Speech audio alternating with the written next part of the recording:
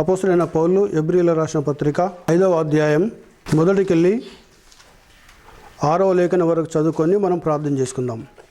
హెబ్రీయులకు రాసిన పత్రిక చదువుకుందాం.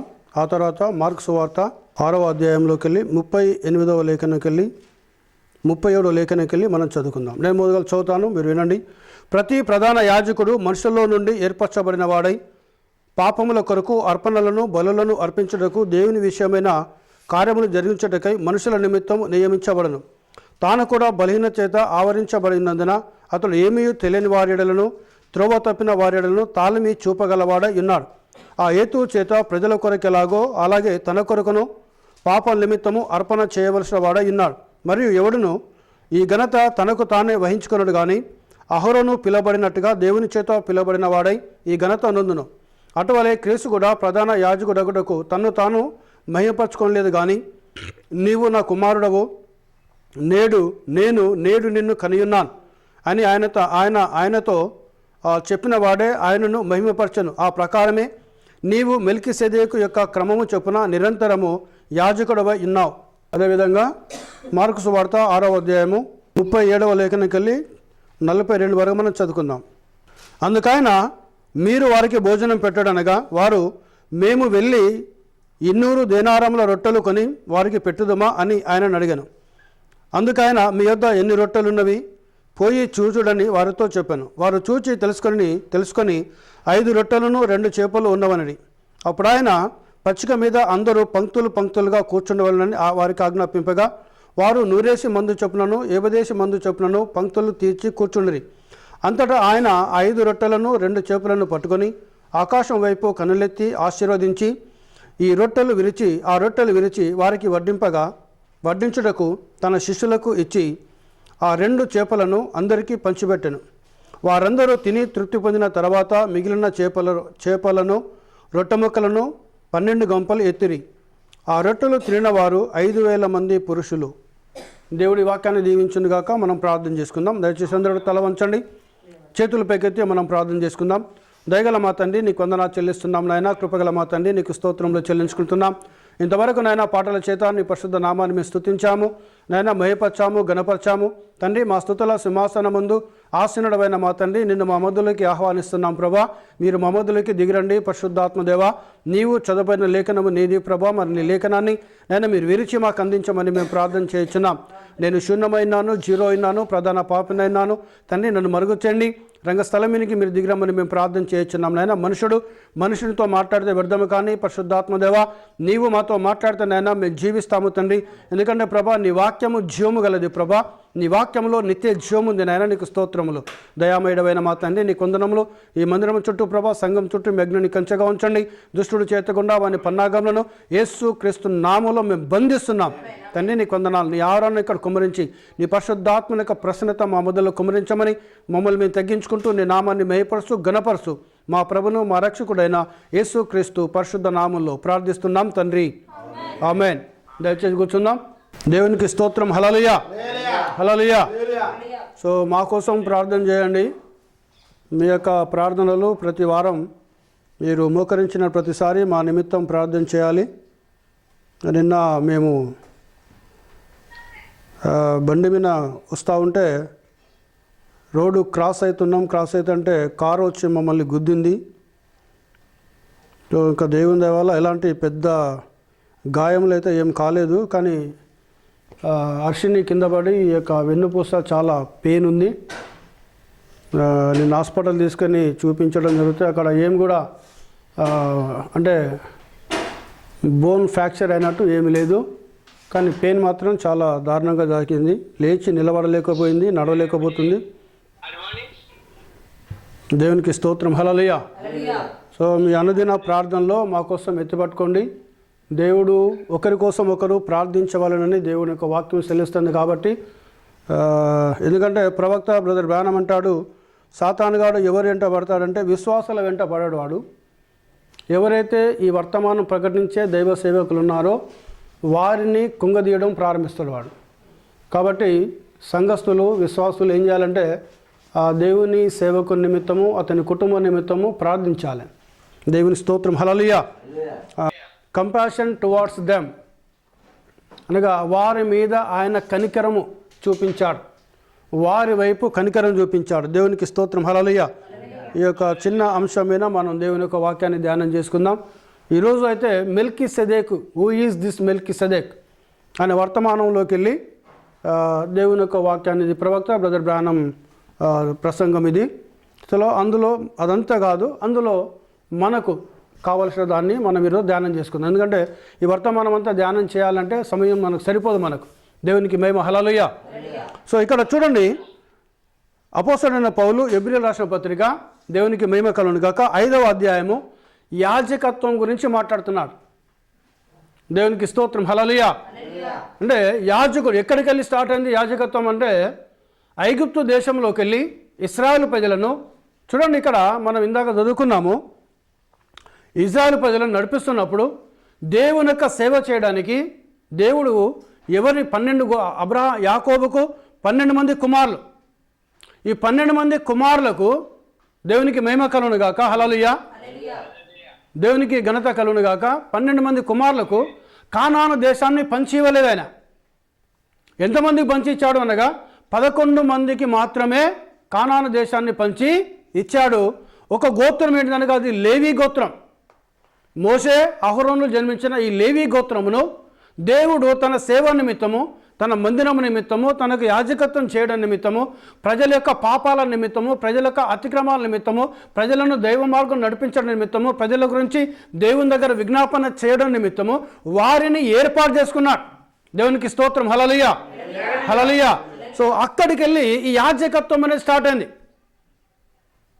దేవుని సేవ చేయడము, దేవునికి యాజకత్వం చేయడం అనేది అక్కడికి వెళ్ళి స్టార్ట్ అయింది. దేవునికి స్తోత్రం. హల్లెలూయా. ఇక్కడ చూడండి, ఇక్కడ అపోస్తలుడైన పౌలు ప్రతి ప్రధాన యాజకుడు మనుషులలో నుండి ఏర్పరచబడిన వాడై. ఎక్కడికి వెళ్ళి ఏర్పరచబడతాడంటే ప్రధాన యాజకుడు మనుషుల్లోకి వెళ్ళి. అహరోనును ఏ విధంగా అయితే దేవుడు పిలిచాడో, మీకు లేఖనాలు చెప్తా, లేవియా ఖండము, సంఖ్యాకాండంలో మీ లేఖనాలు ఉన్నాయి. అహరోనును దేవుడు ప్రత్యేకపరుచుకున్నాడు. అహరోను యొక్క కుమారులను ప్రత్యేకపరుచుకొని తనకు యాజకత్వము చేయడం మాత్రమే కాదు, కానీ ఇంకేం చేయాలంటే వాళ్ళు ఏర్పరచబడిన వారై పాపముల కొరకు అర్పణలను బలులను అర్పించుటకు, దేవుని విషయమైన కార్యములు జరిగించుటకు మనుషుల నిమిత్తము నియమించబడును. హల్లెలూయా. హల్లెలూయా. ఈ యాజకత్వం అనేది ఎందుకు మనం యాజకత్వం గురించి మాట్లాడుకుంటున్నామంటే, మెల్కీసెదెకు ఎవరైనా, ఈ మెల్కీసెదెకు ఎవరు, ఆయన ఎక్కడికి వెళ్ళి ప్రారంభించబడ్డాడు? ఆయన దేవునికి మహిమ. హల్లెలూయా. హల్లెలూయా.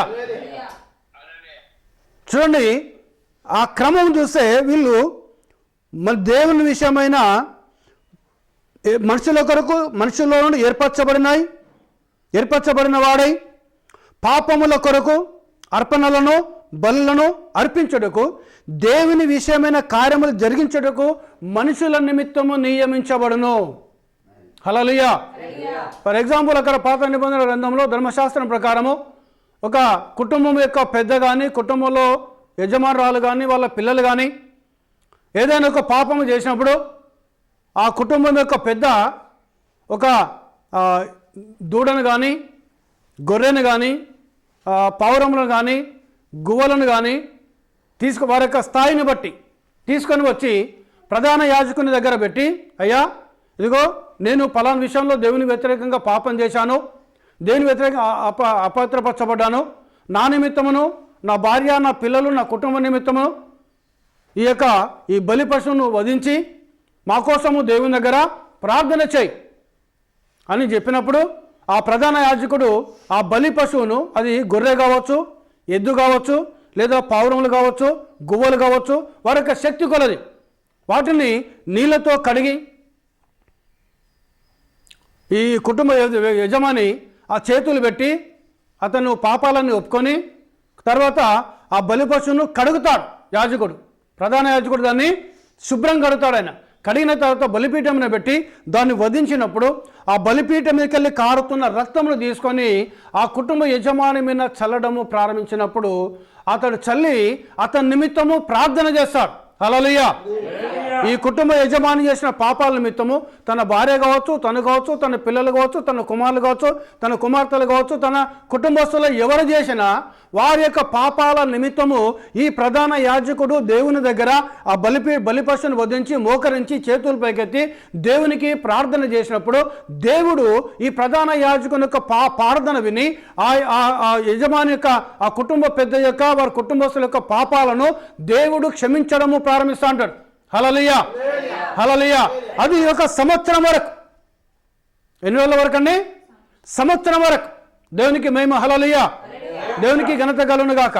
చూడండి, అందుకే ఈరోజు గమనించండి ప్రియ సోదర సోదరుడా, ఈరోజు ఒక విశ్వాసి కనుక పాపము చేసినప్పుడు, ఒక విశ్వాసి కనుక తప్పు చేసినప్పుడు, ఒక విశ్వాసి కనుక దేవుని వ్యతిరేకంగా ద్రోహం చేసినప్పుడు ఆ విశ్వాసి యొక్క ప్రార్థన ఎక్కడ రావాలనగా యాజకుని దగ్గరికి వచ్చి యాజకునితో కూడా ప్రార్థన చేయించుకోవాలి. హల్లెలూయా. ఎందుకంటే ఒకసారి గమనించండి, ఒక్క చేయగలిస్తేనే శబ్దం రాదు. వస్తుందండి? ఇక్కడ మనం గమనిస్తే పాత నిబంధన గ్రంథం ప్రకారం ఏమున్నది? ఇక్కడ కుటుంబ యజమాని ఆయన రావాలి, బలిపశువుని తీసుకురావాలి, యాజకుడు ప్రధాన యాజకునితో చెప్పాలి, ప్రధాన యాజకుడు దాన్ని కడగాలి, బలిపశువు పెట్టాలి, దాన్ని వధించాలి, అందులోకి రక్తం తీసి చల్లాలి. చల్లి అప్పుడు యాజకుడు ప్రార్థన చేసినప్పుడు దేవుడు ఆ విశ్వాస యొక్క పాపాలను దేవుడు క్షమిస్తాడు. హల్లెలూయా. ఇది దేవుని యొక్క నియమం, ఇది దేవుని యొక్క వాక్యమైనది. దేవునికి మహిమ, హల్లెలూయా. చూడండి, దేవుని యొక్క వాక్యమైనది, దేవుని యొక్క నియమమైనది, ఇది దేవుని యొక్క సత్యమైనది.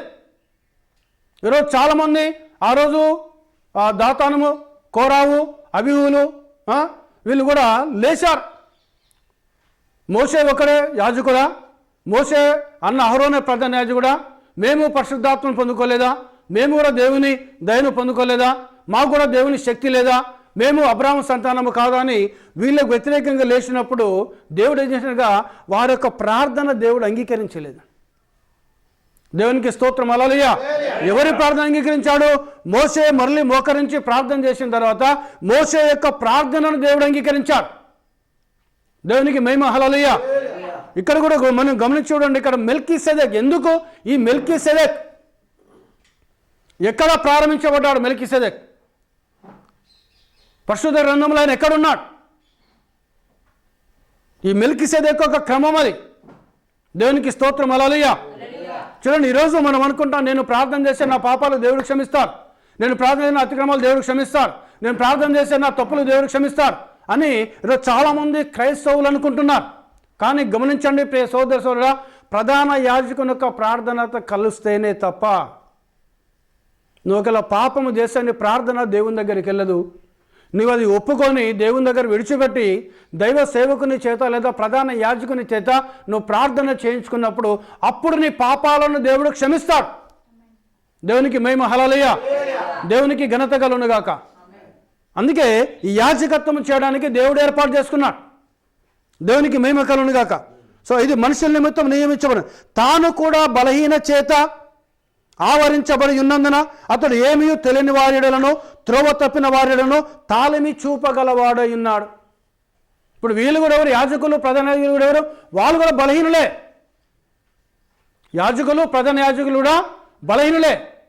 ఎవరైనా త్రోవ తప్పినప్పుడు, దారి తప్పినప్పుడు, దేవుని దగ్గర దూరమైనప్పుడు వారి ఎడల తాళమనగా ఓపిక కలిగి వారి దగ్గరికి వెళ్ళి వారిని ఓదార్చి వారిని ఆదరించి వారికి నచ్చజెప్పి వారికి వాక్యం తెలియజేసి సత్యాన్ని తెలియజేసి వారిని మరలా దేవుని వద్దకు నడిపించడానికి, ఈ పరిచర్య జరిగించడానికి దేవుడు యాజకులను ఏర్పాటు చేసుకున్నాడు ఆయన.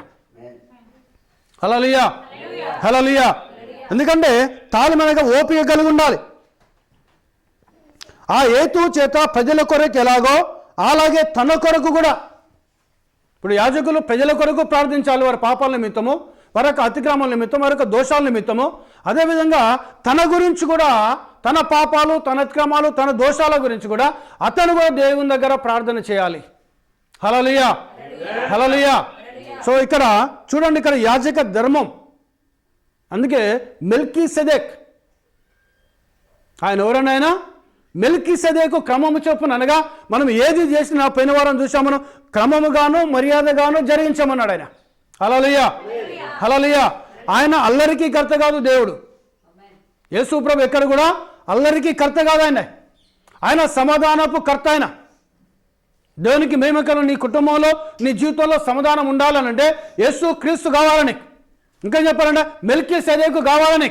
దేవునికి స్తోత్రం. హల్లెలూయా, హల్లెలూయా.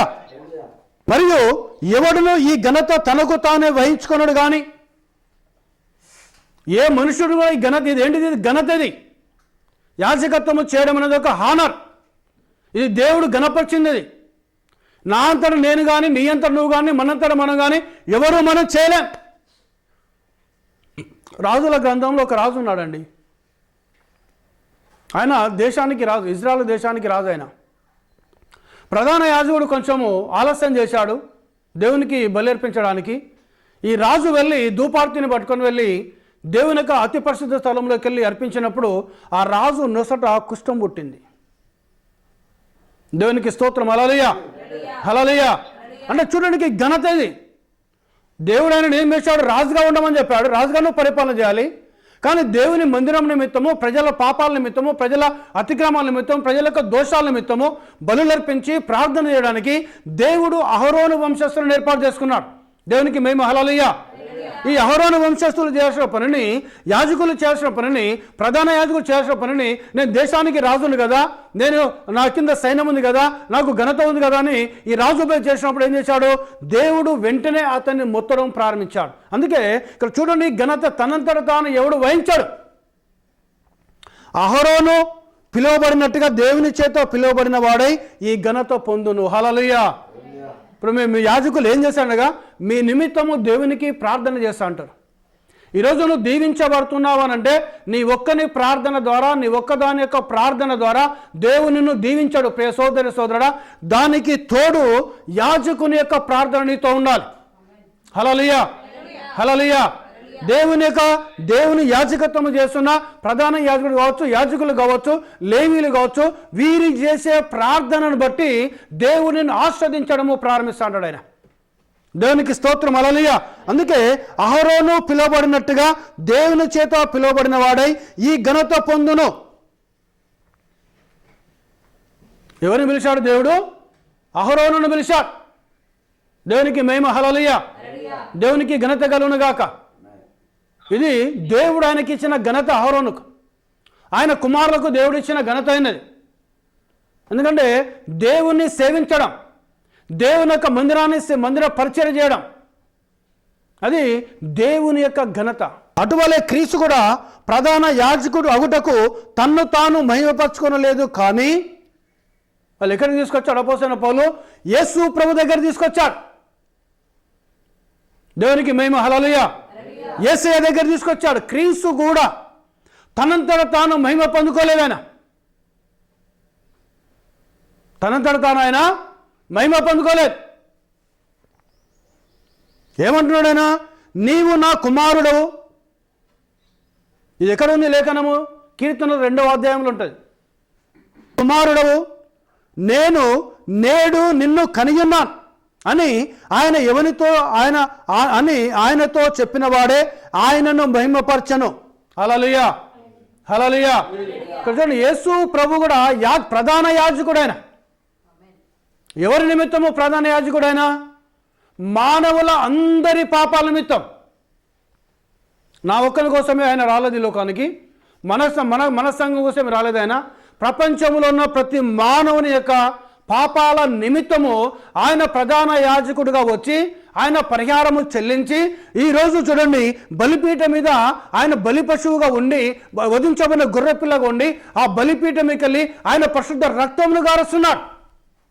ఆ రక్తం కిందకి ఏ వ్యక్తి అయితే వచ్చి, ప్రభా నేను పాపిని ప్రభా, నేను దోషిని ప్రభా, నా పాపాలు క్షమించు ప్రభా, నా దోషాలు క్షమించు ప్రభా అని ప్రార్థన చేస్తాడో, ప్రార్థన చేసిన వెంటనే పశ్చాత్తాపడి దేవుని అడిగిన వెంటనే దేవుని యొక్క గొర్రెపిల్ల యొక్క రక్తము ఆయన మీద పడి అతని పాపాలను కడిగేస్తాడు ఆయన. హల్లెలూయా, హల్లెలూయా. దేవునికి మహిమ కలుగును. అందుకే ఇది యేసు క్రీస్తును దేవుడు మహిమపరిచాడు. నీవు మెల్కీసెదెకు యొక్క క్రమము చొప్పున నిరంతరము యాజకుడవై ఉన్నావు. ఈరోజు మనం దీవించబడ్డామనంటే, మనం ఈరోజు ఆస్వాదించబడుతున్నామనంటే కారణం ఎవరండి? ఆయన ప్రధాన యాజకునిగా ఉన్నాడు యేసయ్య. ఏం చేస్తున్నాడు ఆయన? ఒకే ఒక ఆరాధన స్థలము అనే వర్తమానంలో ప్రవక్త బ్రదర్ బ్రానమ్ అంటున్నాడు, ఆయన ఈ రోజు కూడా, ఈ క్షణము కూడా బలిపీఠం మీద వధించబడిన గొర్రెపిల్లగా ఉండి ఆయన రక్తమును చిందిస్తున్నాడు ఆయన. ఎందుకనగా మనుషులందరి నిమిత్తమును, మానవాళి అందరి నిమిత్తమును దేవుని గొర్రెపిల్లగా ఆయన ఈ లోకానికి వచ్చి మన కోసము బలియాగమయ్యాడు. అందుకే ఆయన మెల్కీసెదెక్. దేవునికి స్తోత్రం, హల్లెలూయా. ఆయన ఎవరండి? ఆయన మెల్కీసెదెక్. ఆయన దేవునికి మేము కలుగునుగాక. నీవు మెల్కీసెదెకు యొక్క క్రమము చొప్పున నిరంతరము యాజకుడవై ఉన్నావని మరి ఒక చోట చెప్పుచున్నాడు. ఆయన ఏమైనాడట? ఆయన మెల్కీసెదెకు యొక్క క్రమము చొప్పున ఆయన నిరంతరము యాజకుడై ఉన్నాడు. ప్రైజ్ ది లార్డ్, హల్లెలూయా. ఎవరు? ప్రభు అయిన యేసుక్రీస్తు. ఆయన దేవునికి స్తోత్రం, హల్లెలూయా. ఎక్కడ ఉన్నాడు ఆయన? కాండం 14వ అధ్యాయంలో మొదటి కలిమిని చదువుకుంటారండి. అబ్రహాము మనకు కనిపిస్తున్నాడు. ఆయన తమ్ముని కుమారుడైన లోతు సొదొమలోకి వెళ్ళిపోయాడు. దేవుడు అన్నాడు అబ్రహామును, లోతు పశువుల కాపర్లకును అబ్రహాం యొక్క పశువుల కాపర్లకు గొడవలైనాయి. గొడవలైతే అబ్రహాము లోతును పిలుచుకున్నాడు.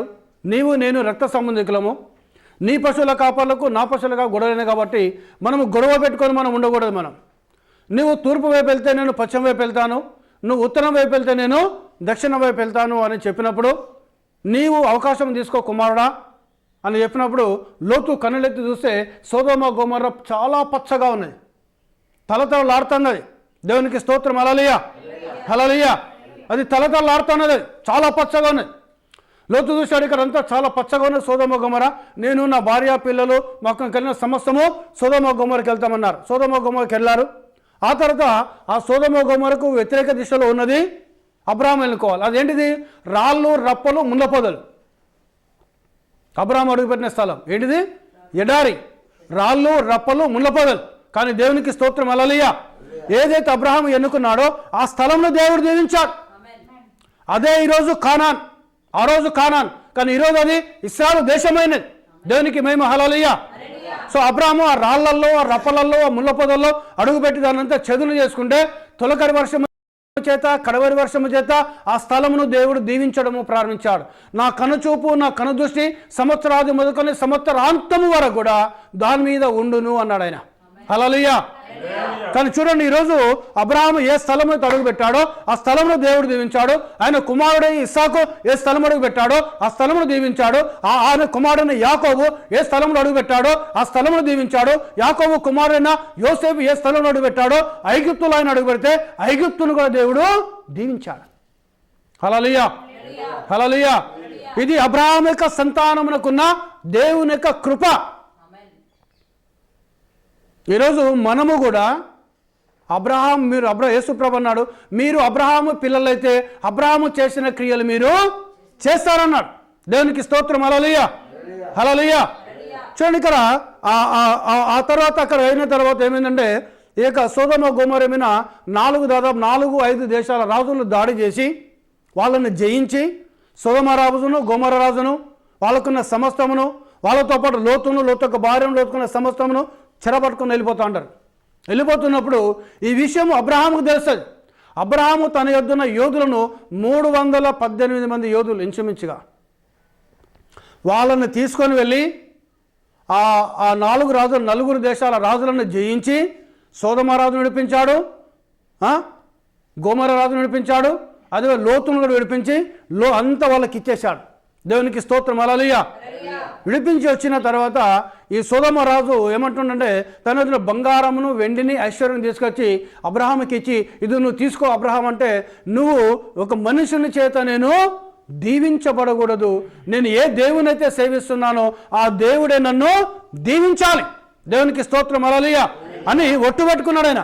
ఇక్కడ చూడండి, ఆ యుద్ధము చేసి వారు బయలుదేరి వచ్చిన తర్వాత వాళ్ళను అబ్రహాము ఒక వ్యక్తి కలుసుకున్నాడు. ఎవరు ఆయన?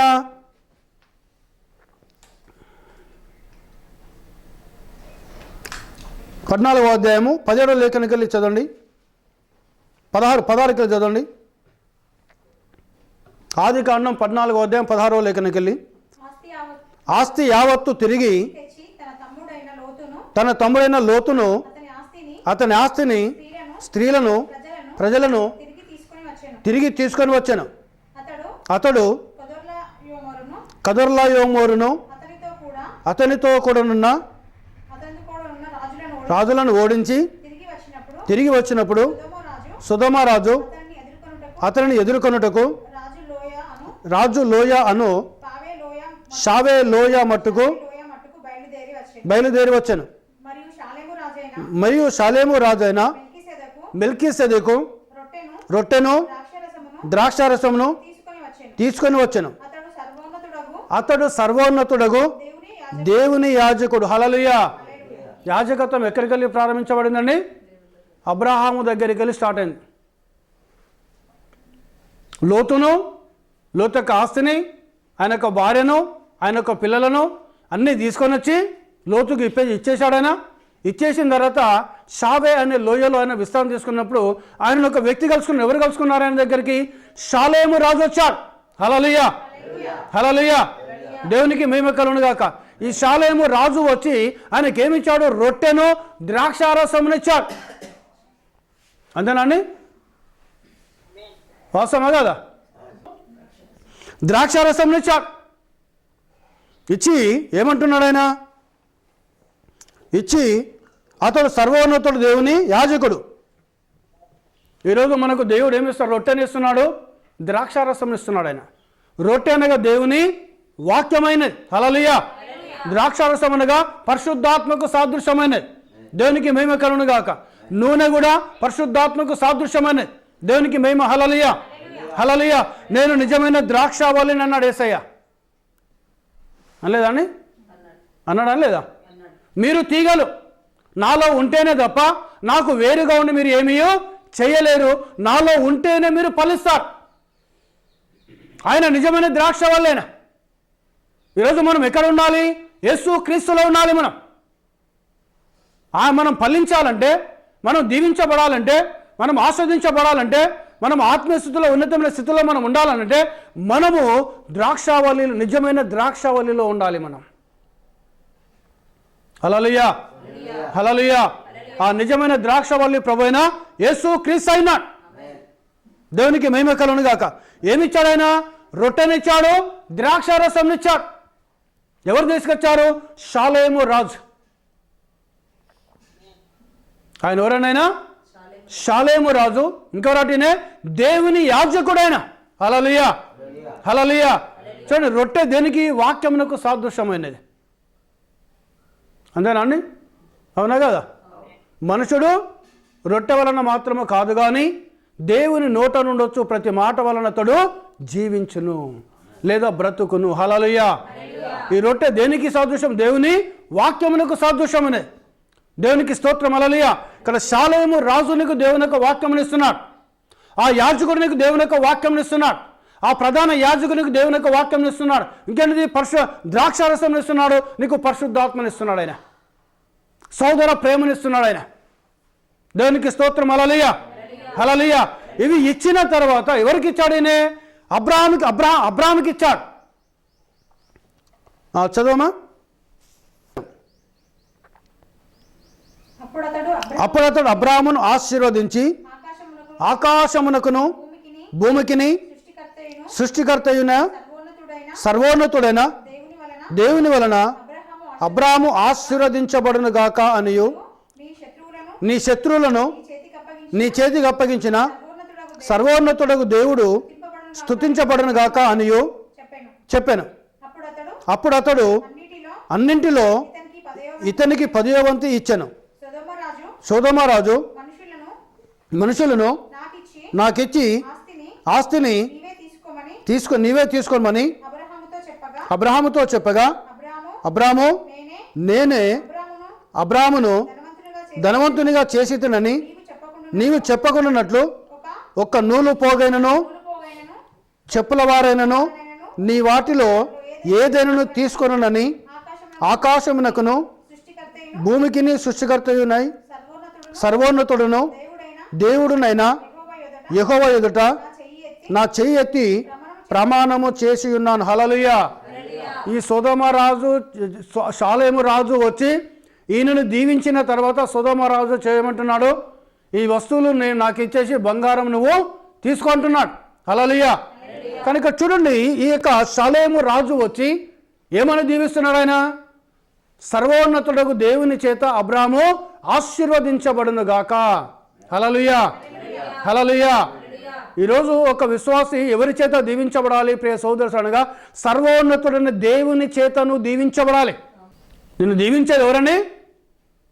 ఎప్పుడు నువ్వు దీవించబడతావు? నువ్వు నీ పాపాలు క్షమించబడిన తర్వాత, నీ అతిక్రమాలు క్షమించబడిన తర్వాత, నీ దోషాలు క్షమించబడిన తర్వాత, నీ యొక్క తప్పులు క్షమించబడిన తర్వాత, నీ నిమిత్తము ప్రధాన యాజకుడు నీ నిమిత్తము ఆ బలి పశువు నర్పించిన తర్వాత, వారు ప్రార్థన చేసిన తర్వాత, అప్పుడు దేవుడు నిన్ను దీవించడము ప్రారంభిస్తా అంటాడు.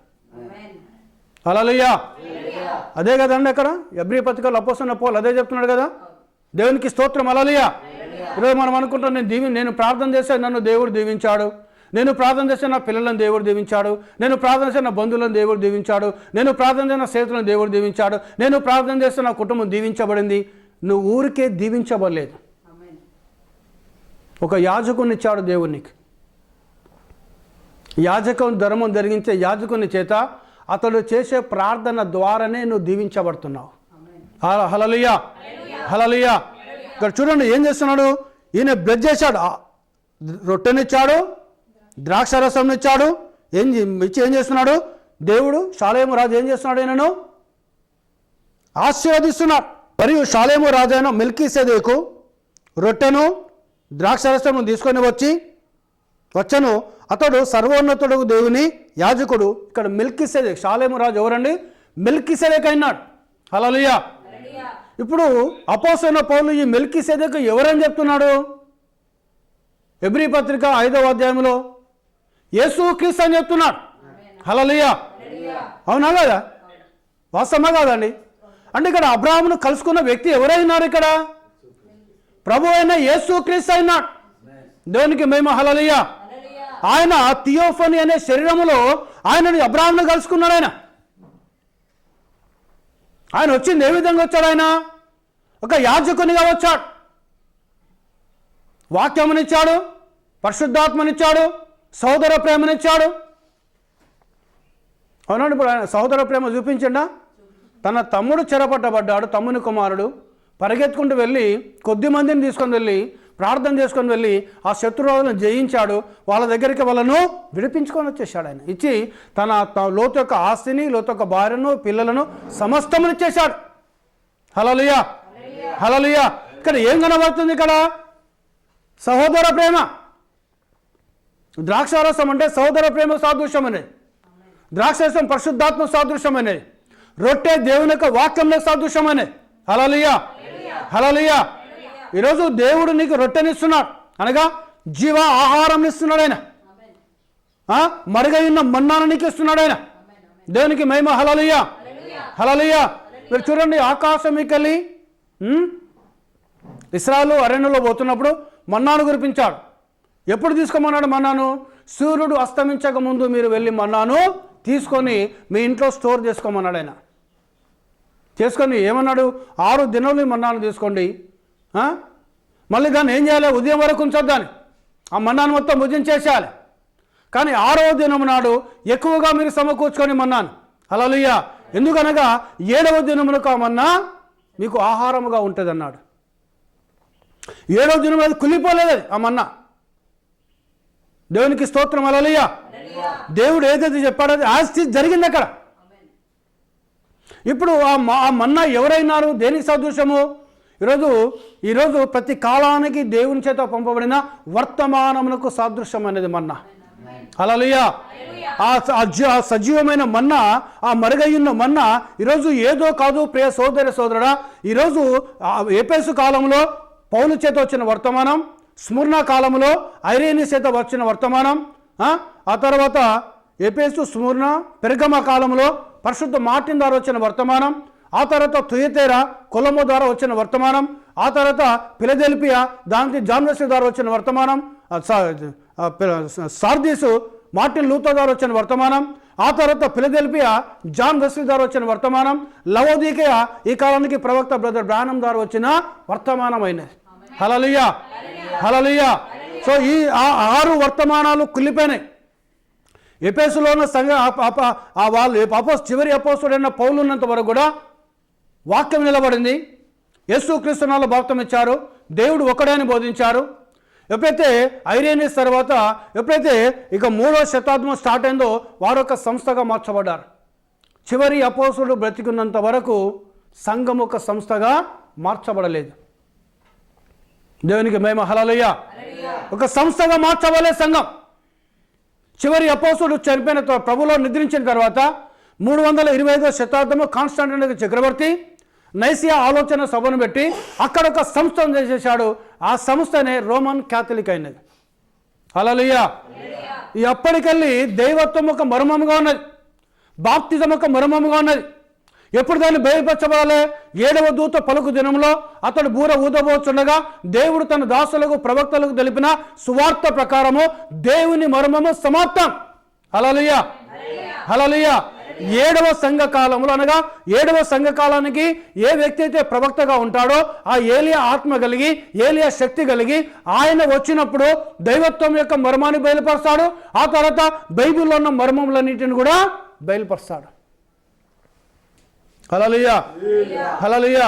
చూడండి, సమస్త తీసుకొచ్చి అబ్రహాము తన తమ్మునికి ఇచ్చేశాడు. అప్పుడు అలసిపోయినప్పుడు షాలేము రాజు అనబడుతున్న మెల్కీసెదెకు వచ్చి, ఎవరు వచ్చారండి అబ్రహాం దగ్గరికి?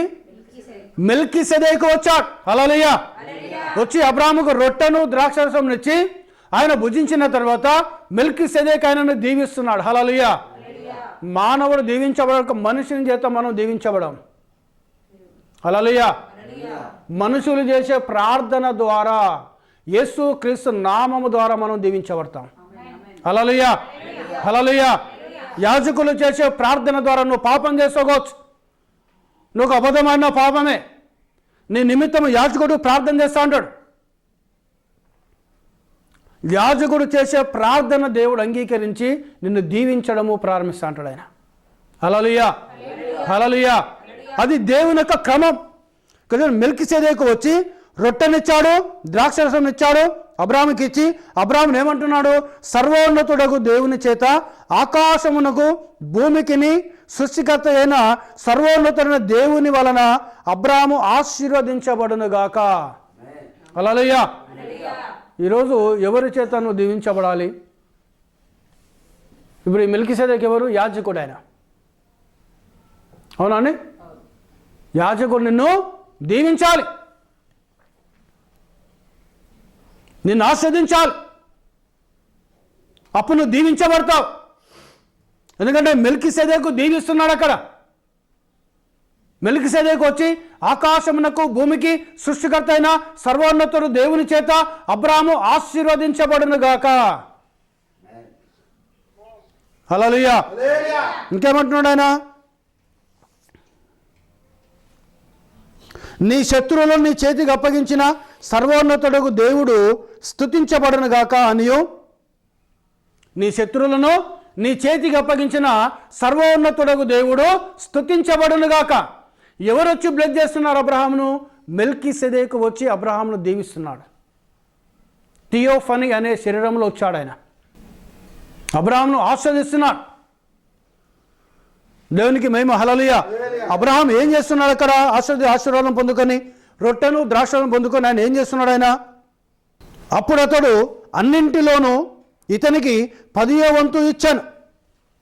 అన్నింటిలో. హల్లెలూయా. ఎవరిచ్చారు ఈయనకు? అబ్రహాము అన్నింటిలోనూ 10వ వంతు మెల్కీసెదెకు ఇచ్చాడు. నీ గృహంలోకి ఎంతైతే ఎన్ని రకాలుగా రాబడి వస్తుందో ప్రతి దానిలోకి వెళ్ళి దేవునికి నీవు 10వ వంతు ఇచ్చినప్పుడే ఆ మెల్కీసెదెకు వచ్చి నిన్ను దీవిస్తాడు. నువ్వు అన్నింటిలోకి వెళ్ళి దేవునికి 10వ వంతు ఇవ్వకపోతే ఆ మెల్కీసెదెకు రాడు, నీ కుటుంబాన్ని దేవుడు దీవించాడు. దేవునికి స్తోత్రం. హల్లెలూయా. నువ్వు దేవుని చేత అనగా మెల్కీసెదెకు చేత నువ్వు దీవించబడాలి. ఇక్కడ చూడండి, ఆయన ఏం చేస్తున్నాడు ఇక్కడ? కొండ మీద ప్రసంగం చేశాడు. 3 దినములైంది. అవునండి. మార్కు సువార్త 6వ అధ్యాయం మనం చదువుకున్నాం. పోయిన వారం కూడా దీని మీద మనం మాట్లాడుకున్నాం. వారు 3 దినములకెళ్ళి ఆహారం తినలేవారు. ఆయన వాక్యం చెప్తే వాక్యం అంటున్నారు. వాళ్ళని తిరిగి పంపించాలనంటే అప్పుడు అపోస్తలులు వచ్చి, ప్రభా వీళ్ళు 3 దినముగా నీ వాక్యం వినుకుంటున్నారు ప్రభా, నీ మాటలు వినుకుంటున్నారు ప్రభా, వాళ్ళు తిరిగిపోతే దారంటే పడిపోతారేమో ప్రభా అని అన్నప్పుడు ప్రభు ఏమంటూ మీరే వారికి భోజనం పెట్టండి అన్నాడు.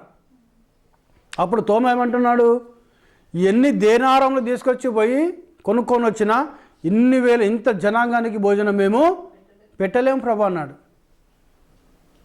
అప్పుడు ప్రభు ఏమంటున్నాడు, ఆయన యేసయ్య ఏమంటున్నాడు, మీ యొద్ద తినడానికి ఏమైనా ఉన్నదా అన్నాడు. ఆయన ఎవరి దగ్గర ఉన్నది? ఎవరి దగ్గర ఉంది? ఒక చిన్న పిల్లవానికి వాళ్ళమ్మ 5 రొట్టెలు 2 చేపలు కొట్టి సద్ది మూట బట్టి పంపింది. ఈ చిన్నపిల్లల స్వభావం ఏంటిది?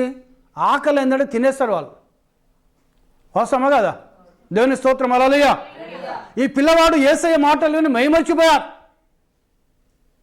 అప్పుడు అందరి దగ్గర ఎదుగుతే ఎవరి దగ్గర ఏమీ లేదు కనుక పిల్లవాడి దగ్గర 5 రొట్టెలు 2 చేపలు ఉన్నాయి ప్రభు అని అంటే ఆ పిల్లవాడు అన్నాడు, పిల్లవాడిని అడిగారు, ప్రభు ఇవి ఇమ్మంటాడు ఇస్తావంటే నేను ఇస్తానన్నాడు.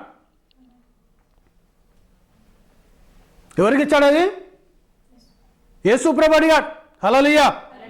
ఆ 5 రొట్టెలు 2 చేపలు ఆ పిల్లవాడు ప్రభుకి ఇచ్చేశాడు. ప్రభు తీసుకున్నాడు. ఆయన అంతేనండి. తీసుకొని ఏం చేశాడు? ఆయన తిన్నాడా? యేసయ్య తిన్నాడని? మరి ఈయన కూడా 3 దినలకి ఏం తినలేదు. ఆయన వాళ్ళన్న కూర్చొని వాక్యం వింటలే కానీ ఈయన వాక్యం బోధిస్తున్నాడు యేసయ్య. ఒక 40 నిమిషాలు వాక్యం బోధిస్తే 8 గంటలు మోటు కష్టం చేసిన వారి శ్రమకు సమానం అంట. సైంటిఫికల్గా 40 మినిట్స్ నిలబడి వాక్యం బోధిస్తే, ఏకదాటిగా వాక్యం చెప్తే, ప్రసంగం టీచింగ్ కానీ ప్రసంగం కానీ కాలేజ్ లెక్చరర్ కావచ్చు, స్కూల్ టీచర్ కావచ్చు, లేదా ప్రొఫెసర్ కావచ్చు, లేదా పాస్టర్ కావచ్చు, లేదా కౌన్సిలింగ్ చేసే వాళ్ళు కావచ్చు, ఎవరైనా కావచ్చు, 40 నిమిషాలు నిలబడి వాక్యం చెప్తే 8 గంటల్లో మోటు కష్టము చేసిన వారితోటి సమానం సైంటిఫికల్గా. ఈయన 3 దినం నిలబడి వాక్యం చెప్పాడు యేసయ్య. అందరూ అనుకోవచ్చు బహుశా ఆయన తింటాడు కావచ్చు. దేవుని స్తోత్రం, హల్లెలూయా. కానీ తీసుకొని పోయి యేసు ప్రభుకి ఇచ్చిన వెంటనే యేసు ప్రభు ఏం చేశాడు? వాటిని చేతుల్లో పెట్టుకొని ఆకాశం వైపెత్తి కృతజ్ఞతాస్తుతులు చెల్లించి వాటిని విరిచి ఏం చేశాడు? ప్రజలను 100 మంది ఒక వరుసగా, 50 మంది ఒక వరుసగా, 10 మంది ఒక వరుసగా కూర్చొని 100 మంది ఒక వరుసలో కూర్చున్నారు, 50 మంది ఒక వరుసలో కూర్చున్నారు, 10 మంది ఒక వరుసలో కూర్చున్నారు. అపోస్తలులకు విరుస్తూ ఉన్నాడు. అపోస్తలు గంపలు నిండుతా ఉన్నాయి. తీసుకుపోయి ఇస్తే వాళ్ళందరూ తింటున్నారు. వారు హల్లెలూయా, హల్లెలూయా. దేవునికి మహిమ కలుగును గాక. మళ్ళీ చేపలు విరిచాడు. చేపలు విరుస్తూ ఉంటే చేపలు ముక్కలు పడుతున్నాయి. తీసుకుపోయి అందరికి ఇస్తే అందరు తిన్నారు. ఎన్ని వేల మంది తిన్నారు? 5,000 మంది పురుషులు. మరి స్త్రీలు పిల్లలు లేరా? అక్కడ ఉన్నారా లేరా? కింద పడ్డ మొక్కలు ఎన్ని ఎత్తారండి? 12 గంపలు ఎత్తారు. హల్లెలూయా, హల్లెలూయా. ఇప్పుడు చూడండి, అబ్రహామును దేవుడు దీవించాడు. ఆయన ఇచ్చిన ప్రతి దాంట్లో దేవునికి ఇచ్చిన 10వ వంతును తీసుకొని ఈ మెల్కీసెదెకు చేతుల్లో తీసుకొని ఆయనను దీవించడం ప్రారంభించాడు. హల్లెలూయా, హల్లెలూయా. నాకు ఒక సాలరీలోకి వెళ్ళి దశమభాగం తీస్తా, నేను పనిచేసే దాంట్లోకి వెళ్ళి తీస్తా దేవునికి దశమభాగము. నీ ఇంటిలోకి వచ్చే ప్రతి దానిలోకి వెళ్ళి దేవునికి ఇవ్వాలను. ఎన్ని రకాల నీ ఇంట్లోకి ఆదాయం వస్తుంది అవన్నిట్లోకి వెళ్ళి నువ్వు 10వ వంతు ఇచ్చి దేవుని మహిమపరిచినప్పుడు ఆ మెల్కీసెదెకు వాటిని తీసుకొని తన చేతుల్లో పెట్టుకొని ఆశీర్వదించి వాటిని విరిచి నీ మీద కుమ్మరిస్తాడు ఆయన. హల్లెలూయా, హల్లెలూయా. అందుకే ఆయన మెల్కీసెదెకు. ఆయన అందుకే ప్రవక్త అన్నాడు, హూ ఈజ్ దిస్ మెల్కీసెదెకు అని వర్తమానం చెప్పాడు ఆయన. ఎవరు మెల్కీసెదెకు? ఎవరన్నాయన? షాలేము రాజు, అంటే సమాధానమునకు రాజు ఆయన. ఎవరు సమాధానం? నా సమాధానమే మీకు ఇస్తానన్నాడు యేసయ్య, నా శాంతినే మీకు ఇస్తానన్నాడు యేసయ్య. హల్లెలూయా. ఎవరు షాలేము రాజు? ప్రభువైన యేసు క్రీస్తు అన్నాడు ఆయన. అబ్రహామును కలుసుకొని అబ్రహామును దీవించి అబ్రహాము దగ్గరికి వెళ్ళి 10వ వంతులు తీసుకున్న వ్యక్తి యేసు క్రీస్తు అన్నాడు ఆయన. హల్లెలూయా. ఇప్పుడు మీరు ఏం చేస్తారు? యాజకుల సేవకులను చూస్తారు. ఆయనకు బిల్డింగ్ ఉంది కదా, ఆయనకు కారు, కోట్లు ఉండని. నువ్వు దీవించబడాలంటే ప్రతి దానిలోకి వెళ్ళి నువ్వు దేవునికి 10వ వంతు ఇవ్వాలను. ఏమీ లేకపోని ఆ యాజకునికి ఏమీ లేకున్నా పర్లేదు, ఏమీ ఉన్నా పర్లేదు. మెల్కీసెదెకు వచ్చి నీ ఇంట్లో దీవించాలంటే, ఆ షాలేము రాజు వచ్చి నేను దీవించాలంటే, నీవు ఇచ్చే ప్రతి దానిలోకి వెళ్ళి దేవునికి ఇచ్చినప్పుడు ఆ మెల్కీసెదెకు యొక్క క్రమం ఇది. This is the order. దేవునికి మహిమ. హల్లెలూయా. అది దేవుని యొక్క క్రమమైనది. దేవునికి మహిమ కలుగును గాక. విరిచాడు, రొట్టెలను విరిచాడు, చేపలను విరిచాడు. 5,000 మంది పురుషులు, స్త్రీలు, పిల్లలందరూ తిన్నారు. 12 గంపలు ఎత్తారు. దేవునికి మహిమ. హల్లెలూయా.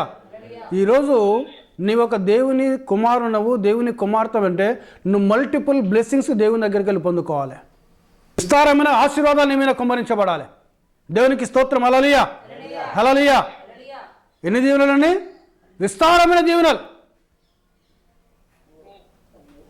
నువ్వు దీవించవా? ఈ మెల్కీసెదెకు నీ ఇంట్లోకి రావాలైనా, ఆ సమాధాన రాజు నీ ఇంట్లోకి రావాలి, ఆ నీతికి రాజు నీ ఇంట్లోకి రావాలి, ఆ మెల్కీసెదెకు నీ ఇంట్లోకి రావాలి. దేవునికి స్తోత్రం. హల్లెలూయా.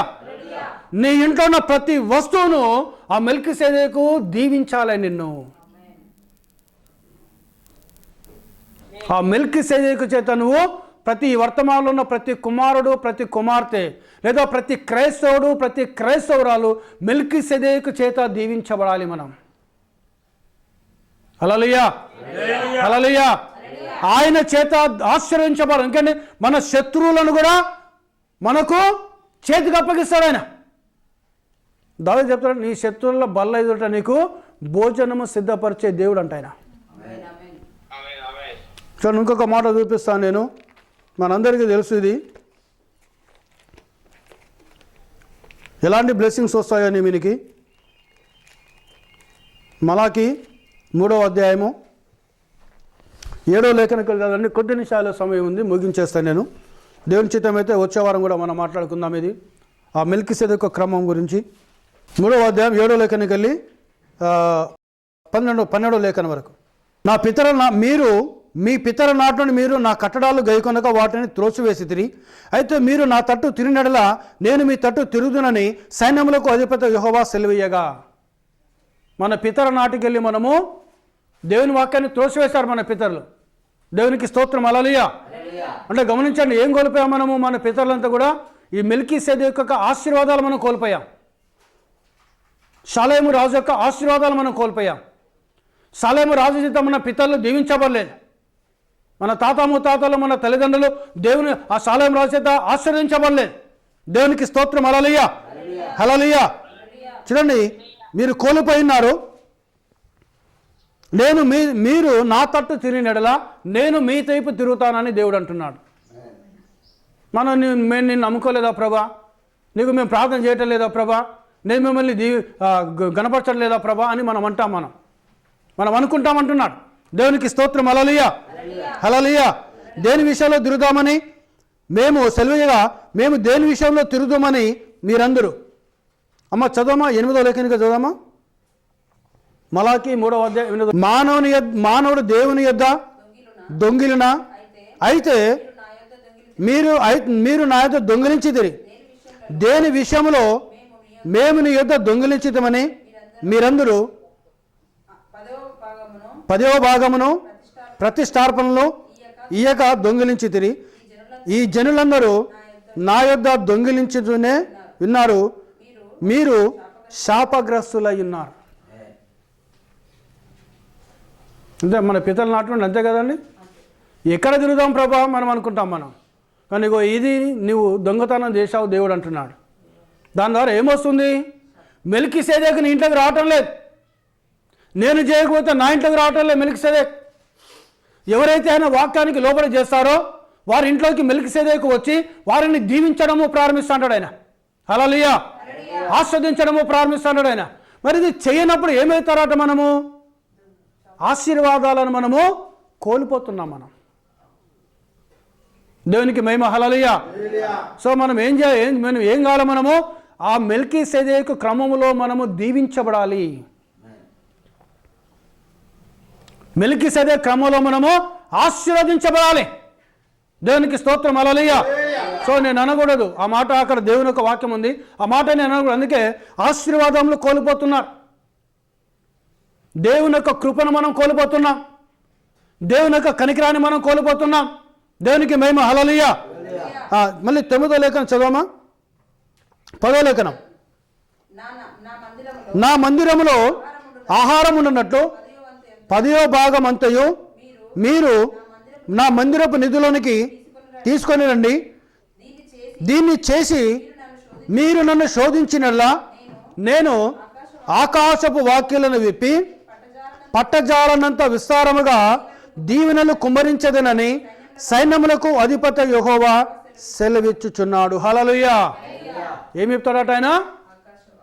ఏంటిది ఇప్పేది? ఒక దర్వాజా తెరవడు ఆయన, ఒక తలుపు తెరుస్తానంటలేడు ఆయన, ఒక కిటికీని తెరుస్తానంటలేడు ఆయన. ఏం తెరుస్తానంటున్నాడు ఆయన? ఆకాశం యొక్క వాక్యాలను చెప్తానంటున్నాడు ఆయన. అందుకే ప్రవక్త అన్నాడు, మల్టిపుల్ బ్లెస్సింగ్స్ పొందుకోవాలా మనం.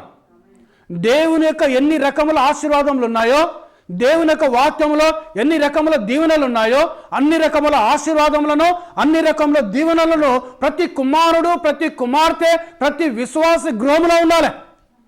దేవునికి స్తోత్రం. హల్లెలూయా. హల్లెలూయా. చూడండి, ఆకాశపు వాక్యాలు విప్తానంటున్నాడు ఆయన. ఇక మామూలుగా ఉంటుందండి బ్లెస్సింగ్స్? ఉంటుందండి? మెల్కీసేదెకు వచ్చి అబ్రహామును ఎందుకు దీవించాడు ఆయన? అందుకే యేసుప్రభు, మీరు అబ్రహాము పిల్లలైతే అబ్రహాము చేసిన క్రియలు మీరు చేస్తారు. హల్లెలూయా. హల్లెలూయా. అబ్రహాము ఈరోజు మనం అబ్రహాము పిల్లలమైతే, ఈరోజు అబ్రహాము యొక్క కుమారుడు అయితే, ఈరోజు నువ్వు అబ్రహాము యొక్క కుమార్తె అయితే, అబ్రహాము ఏమి చేసి ఆ మెల్కీసేదెకు ఆశీర్వాదాలు పొందుకున్నాడో, ఏమి చేసే మెల్కీసేదెకు ఆయన గృహంలోకి వచ్చాడో, ఏమి చేసే మెల్కీసేదెకు అయితే దీవించబడ్డాడో, ఈరోజు మనం అది చేసే ఆ మెల్కీసేదెకు వచ్చి నీ కుటుంబమును, నా కుటుంబమును, మన కుటుంబమును, ప్రతి క్రైస్తవ కుటుంబమును దేవుడు దీవించడము ప్రారంభిస్తాడు ఆయన. హల్లెలూయా. ఆకాశపు వాక్యాలను విప్పి పట్టజాలనంత విస్తారమైన ఆశీర్వాదములు కుమ్మరిస్తానని సైన్యములకు అధిపతి యెహోవా సెలవిచ్చుచున్నాడు. హల్లెలూయా. ఏమంటాడు ఆయన 11వ లేఖనంలో? అమ్మా చదవమ్మా. మీ పంటను తినివేయు పురుగులను నేను గద్దించదను, అవి మీ భూమి పంటను నాశనము చేయవు. మీ ద్రాక్ష చెట్లు అకాల ఫలములను రాల్పక ఉండునని సైన్యములకు అధిపతి యెహోవా సెలవిచ్చుచున్నాడు. అప్పుడు ఆనందకరమైన దేశములో మీరు నివసింతురు గనుక అన్యజనులందరూ మిమ్మును ధన్యులందురని సైన్యములకు అధిపతి యెహోవా సెలవిచ్చుచున్నాడు. హల్లెలూయా. హల్లెలూయా.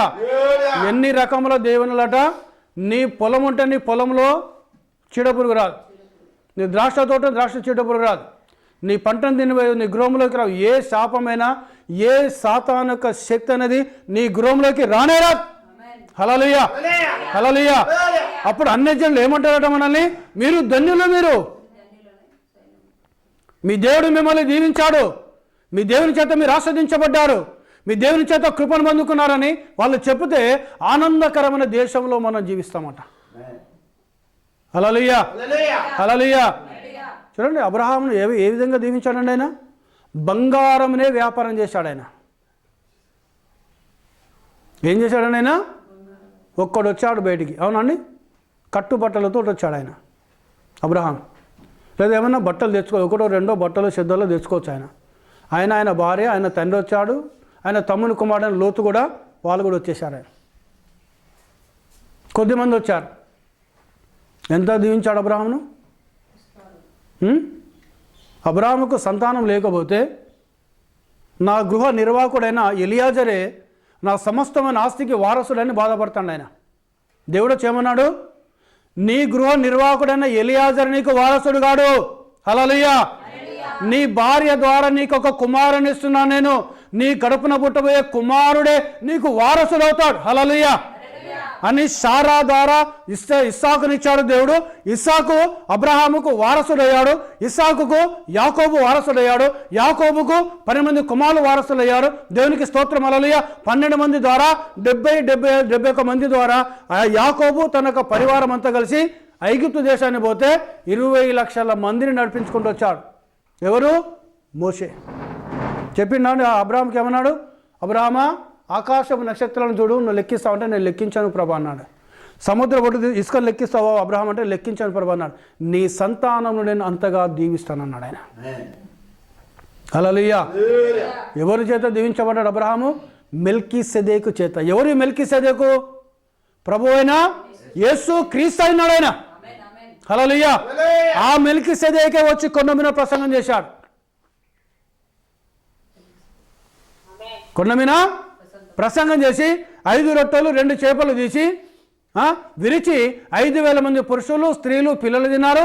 12 గంపలు ఎత్తారు. ఈరోజు ఒక విశ్వాసి ఆ మెల్కీసెదెకు చేతను దీవించబడాలి. Praise the Lord. Hallelujah. Hallelujah. ఈ వాక్యం యూట్యూబ్లో ఉంటున్న బిడ్డడు కావచ్చు, కుమారులు కావచ్చు, కుమార్తెలు కావచ్చు, దయచేసి మారు మనసు పొందండి. ఈరోజు మెల్కీసెదెకు మన మధ్యలో ఉన్నాడు ఆయన. మెల్కీసెదెకు ఎక్కడున్నాడండి ఆయన? మన మధ్యలో ఉన్నాడు ఆయన. ఆ మెల్కీసెదెకు ఎవరో కాదు, పరిశుద్ధాత్మ దేవుడైనాడు. ఈరోజు ఆ మెల్కీసెదెకు ఆత్మస్వరూపిగా ఆయన మన మధ్యలో ఉన్నాడు ఆయన. ఎక్కడైతే 2 లేక 3 నా నామమున కూడి ప్రార్థన చేశారో వారి మధ్యలో నేను ఉంటానన్నాడు ఆయన. ఆ ఉంటానన్న వ్యక్తి ప్రభువైన యేసు క్రీస్తు. ఆ యేసు క్రీస్తే తర్వాత పోయిన తర్వాత ఆయన ఏమైనా అద్భుతం చేస్తాడేమని శిష్యులు చూస్తున్నారు. శిష్యులతో అన్నాడు ఏమని? ఆ రొట్టెలను చేపలను విరవటం చూసే మీరు అద్భుతాలు చూడడం చూస్తున్నారు కదా, జీవ ఆహారమును నేనే అన్నాడు ఆయన. ఈరోజు జీవ ఆహారం ఎవరట?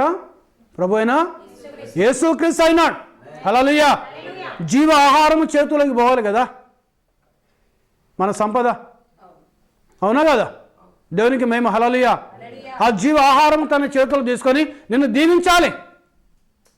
అందుకే షాలేము రాజు అంటే సమాధానపు రాజు ఆయన. ఆయన ఎవరట? ఆయన సమాధానపు రాజు ఆయన. హల్లెలూయా. షాలేము రాజు అన్నమాటకు అర్థం ఏంటండి? సమాధానపు రాజు అయినాడు. ఈరోజు నీ జీవితంలో సమాధానం లేదు అని అంటే షాలేము రాజు లేడు నీ జీవితంలో.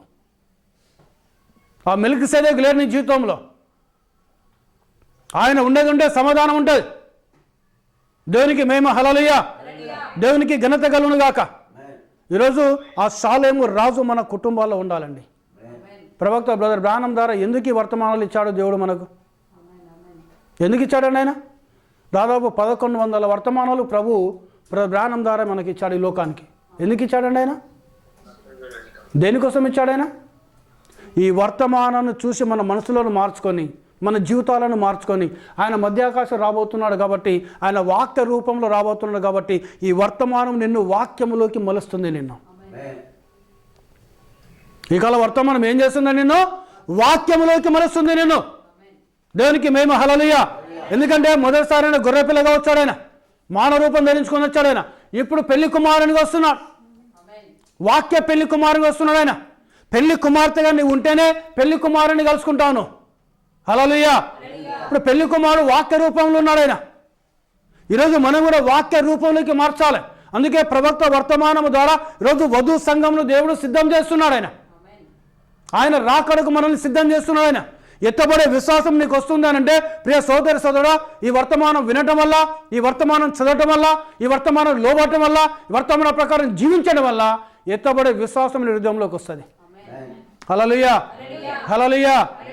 అందుకే మనుష్య కుమారునికి వ్యతిరేకంగా మాట్లాడినా పాప క్షమాపణ ఉన్నది, కానీ పరిశుద్ధాత్మకు వ్యతిరేకంగా మాట్లాడితే పాప క్షమాపణ లేదు. పరిశుద్ధాత్మే ఈ వర్తమానం ఇచ్చాడు. హల్లెలూయా. హల్లెలూయా. ఈరోజు ఆ మెల్కీసెదెక్, ఆ షాలేము రాజు మనం చేసే ప్రతి దాంట్లో అయినా ఉండాలి.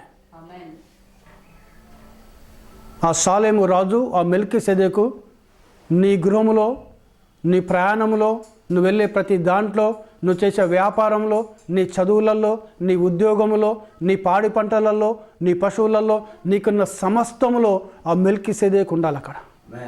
హల్లెలూయా.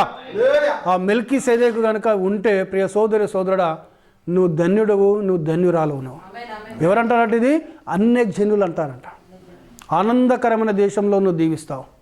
నీ హృదయంలో సంతోషం ఉంటుంది, నీ హృదయంలో సమాధానం ఉంటుంది, నీ కుటుంబంలో సంతోషం ఉంటుంది, నీ కుటుంబంలో సమాధానం ఉంటుంది, నీ సంఘంలో సంతోషం ఉంటుంది, నీ సంఘంలో సమాధానం ఉంటుంది. కారణం ఏంటనగా ఆ మెల్కీసెదెకు నీ కుటుంబంలో, నీ సంఘంలో, నీకున్న సమస్తములో ఉన్నాడు ఆయన.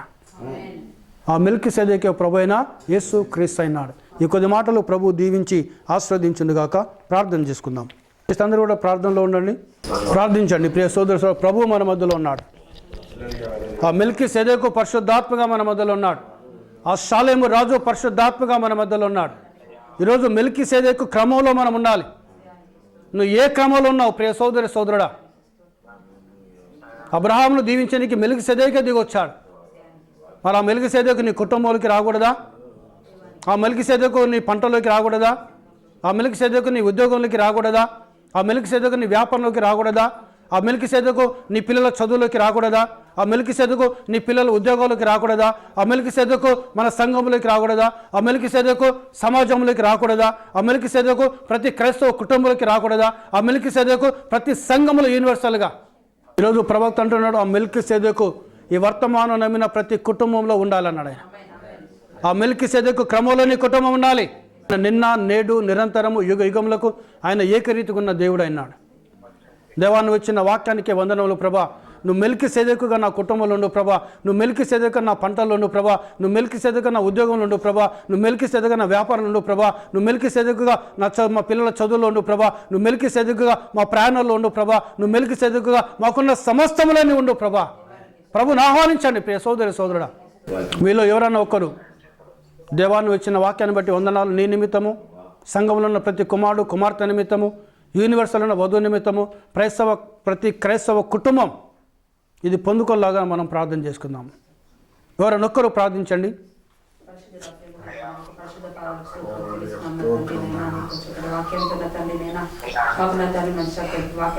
దేవాన్ని స్తోత్రం చెల్లిస్తున్నాం నాయన.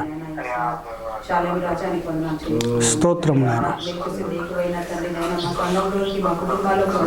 ప్రభాని కొందనములు చెల్లిస్తున్నాం. దేవాన్ని కొందనములు చెల్లిస్తున్నాం నాయన. Thank you Jesus.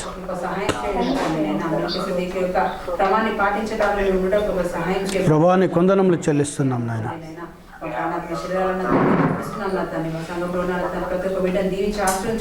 దేవాన్ని కొందనములు చెల్లిస్తున్నాం.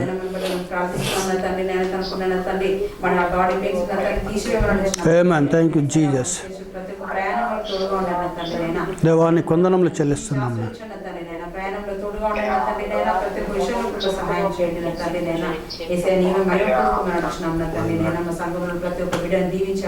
దేవాన్ని కొందనాలు చెల్లిస్తున్నాం నాయన.